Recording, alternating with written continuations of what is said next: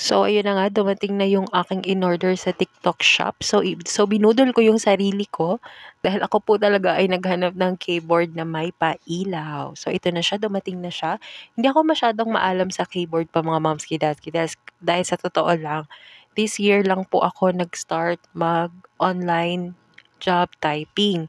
So, naghahanap talaga ako ng keyboard na masa-satisfy yung kamay ko at the same time may ilaw lalo na po 'pag medyo gabi na at kasi madalas po sa tanggap ko ng trabaho, kung hindi po gabi ay madaling araw.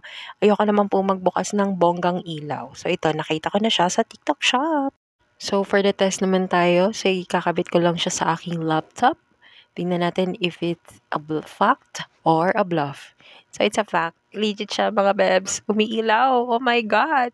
Tsaka sobrang soft touch talaga niya. Yung masasatisfy yung kamay mo. Ewan ko ba. Napakahilig ko talaga doon sa mga keyboard na parang may tunog.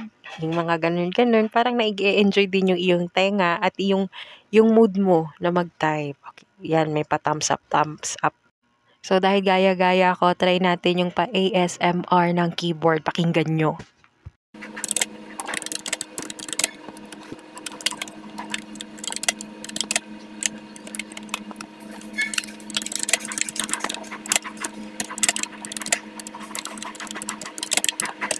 Oh, Pak, sino ka dyan, B? So order ka na kung gusto mo rin ng may ganyan. Check out ka na. Nandiyan sa yellow basket. Sige, bye.